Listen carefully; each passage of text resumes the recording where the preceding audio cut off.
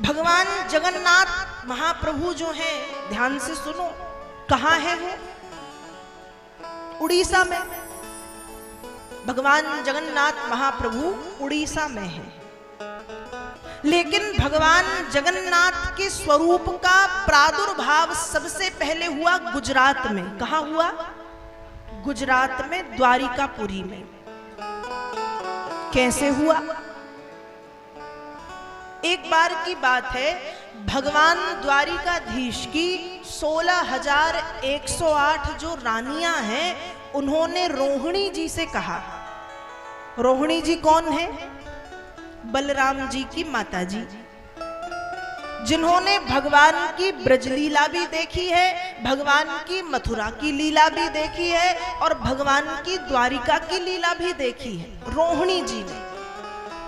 तो भगवान की 16,108 जो पटरानियां हैं, वो रोहिणी मैया से बोली कि माँ, आपने तो भगवान की ब्रजलीला देखी है, मथुरा की लीला देखी है, द्वारिका की लीला देखी है, तो माँ आप हमें भगवान की ब्रजलीला सुनाइए।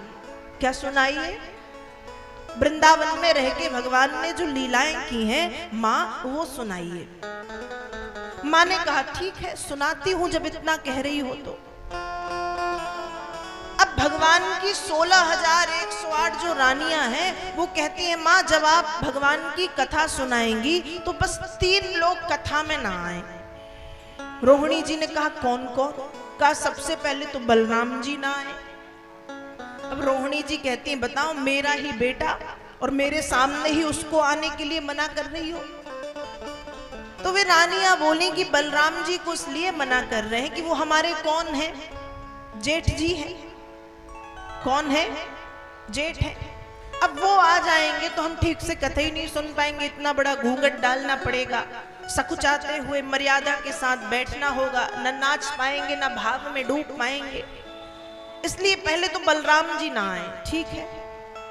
और का दूसरी सुभद्रा जी ना आए। सुभद्रा कौन? कृष्ण बलराम की बहन सुभद्रा मैया ना आए। वो क्यों? वो बड़ी चंचल है। चंचल, मान लीजिए हम कथा में बैठे हैं, कथा में भाव आ गया, भाव में आंखों से आंसू बहने लगे और वो पास में आके बोलने लगे कि क्यों तुम रो रही हो, तो वो ना रहे, क्योंकि वो बड़ी चंचल है, वो सुनने नहीं देंगी। और कौन ना आए? कहा तीसरे स्वयं द्वारिकाधीश कथा में ना आए। क्यों? कहा जब हम उनकी कथा सुनेंगे और सामने आके वो बैठ जाएंगे तो हमारा मन तो उनको देखने में लगा रहेगा, कथा हम ठीक से सुन नहीं पाएंगे। इसलिए ये 3 लोग कथा में ना आए, बलराम, सुभद्रा और स्वयं भगवान। ठीक है। पर रोहिणी जी कहती हैं कि ये तीनों ना आएंगे, ठीक है, लेकिन इनको रोकेगा कौन? द्वारिका किसकी है? कृष्ण की। द्वारिका किसकी है? बलराम की। द्वारिका किसकी है? सुभद्रा की। इस द्वारिका में इन तीनों का राज्य है, उनको कौन रोक सकता है? रानियों ने कहा हम कुछ सोचेंगे। रानियां पहुंची भगवान कृष्ण, बलराम और सुभद्रा जी के पास और बोले कि प्रभु काफी समय हो गया, आप बहुत व्यस्त रहते हैं राज्य पाठ के काम में, आपने अपने लिए समय नहीं निकाला, तो प्रभु आज अपने लिए समय निकाल के कोई क्रीड़ा करें, कोई खेल खेल लें आप। बलराम जी ने सुना तो बलराम जी का मन हो गया कि हाँ, तो बहुत दिन से कोई खेल नहीं खेला, खेल तो खेलेंगे। तो चौसर ले आए और भगवान कृष्ण, बलराम और सुभद्रा तीनों बैठ करके खेलने लगे।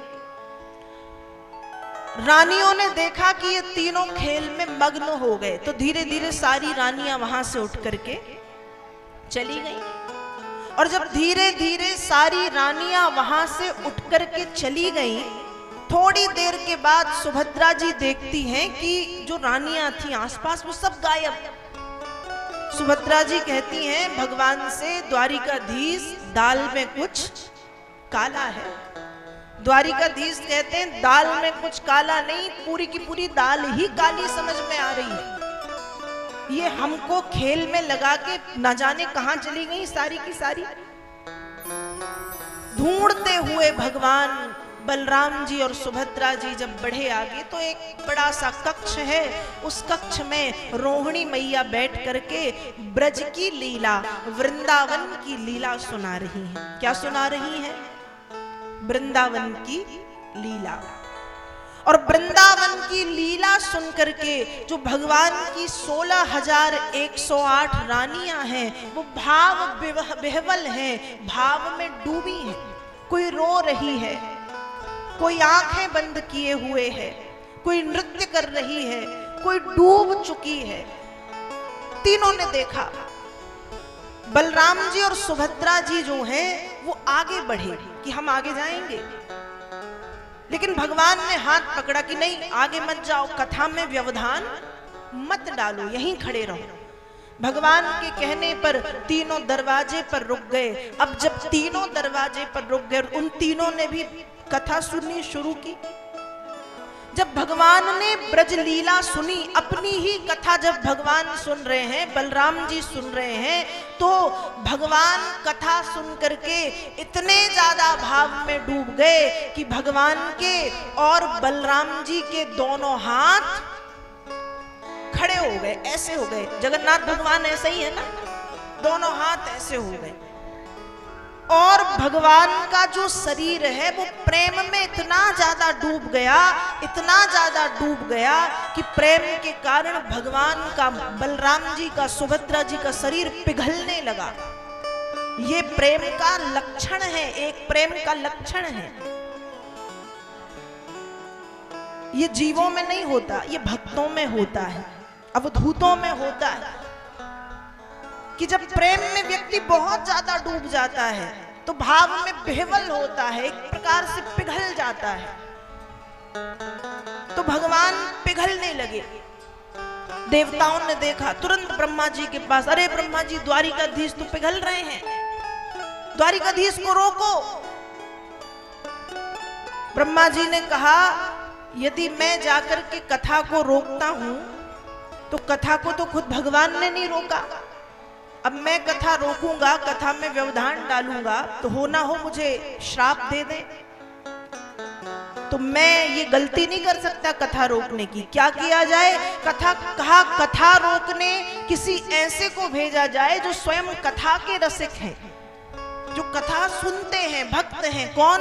नारद जी। नारद जी को भेजा। रोहिणी मैया से नारद जी जाकर के कहते हैं कि माँ ये ब्रजलीला यहीं पर रोक दीजिए।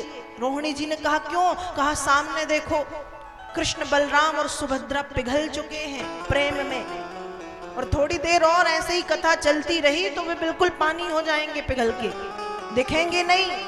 तब कथा वहीं पे रोकी गई। तब नारद जी भगवान के पास गए और भगवान के चरणों में प्रणाम करके कहा कि आप अपने द्वारिकाधीश वाले स्वरूप में वापस लौटे। भगवान वापस आए और फिर नारद जी ने निवेदन किया है कि प्रभु ये स्वरूप जो अभी आपका था, प्रेम के कारण जो स्वरूप आपका बना, ये स्वरूप कलयुग में भक्तों को इस स्वरूप का दर्शन हो। आप जरूर ये स्वरूप कलयुग में धारण करिएगा। तब जो स्वरूप द्वारिका में भगवान कथा सुनकर के भाव विह्वल प्रेम में डूबे, ये वही जगन्नाथ जी का स्वरूप है जो राजा इंद्रद्युम्न पर कृपा करने के लिए और कलयुग के भक्तों को प्रेम क्या है, प्रेम में व्यक्ति कितना डूब सकता है, प्रेम का जो लक्षण है वो बताने के लिए, भक्ति की पराकाष्ठा क्या है वो बताने के लिए, कथा का महत्व क्या है वो बताने के लिए भगवान जगन्नाथ के रूप में उड़ीसा में विराजमान है। बोलिए जगन्नाथ महाप्रभु